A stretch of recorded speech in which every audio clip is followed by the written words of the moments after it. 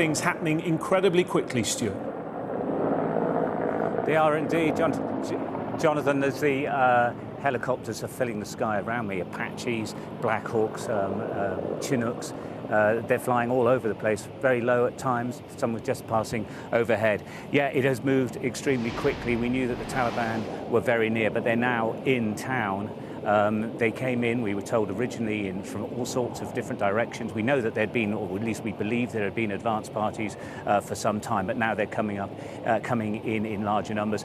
A few moments before we came on air, there was gunfire from behind me. There had been gunfire earlier in the day, though we're not sure what that incident was, but this would suggest to me that it's the Taliban, but it was relatively brief.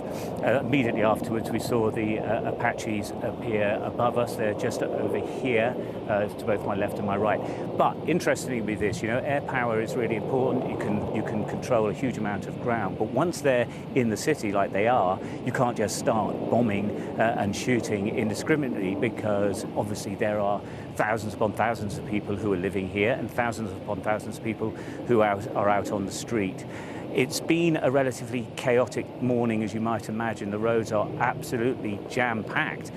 One of the reasons for that is that the police who run the roundabouts and the checkpoints that are here have been pretty much abandoned.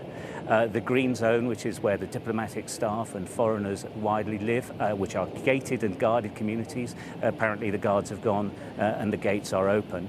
And there is, as you say, this mad scramble to the airport for the foreigners, for the diplomatic staff, for NGOs, and also for Afghans who have worked closely with the international community, who are very fearful for their lives, rightly so. So what's going to happen in the next few hours is difficult to know. As I say, they're really near to where we are, which is downtown, the presidential palace.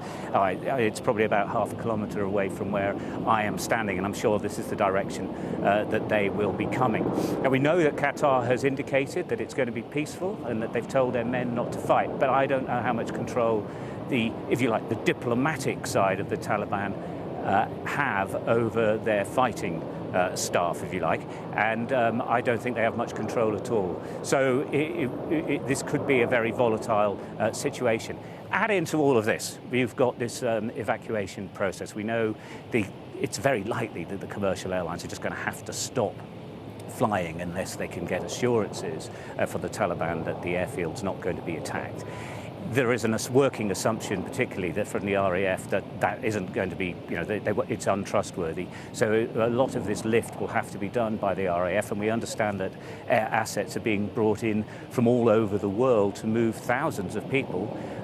Staff, obviously, about 3,000 Brits, at least that number of Afghans as well, and that is completely dwarfed by the Americans, who, there are into, some say, tens of thousands of people who need to leave. All of this operation was starting and was going, initially it was going to take, to the end of the month. But now we're trying to do it in, I suspect, a matter of a couple of days, if they can get an agreement with the Taliban that people are allowed to leave and that this operation is able to run smoothly. But, as I say, if we're looking at British and American helicopters up in the air, these are gunships, then it would suggest that they are looking to perhaps engage with the Taliban, and then those who are already in the city will engage as well. So this could go all sorts of different directions. It's very, very, very tense. It has been for the last few days, to be honest, but as you can imagine, today it's gone to a new level.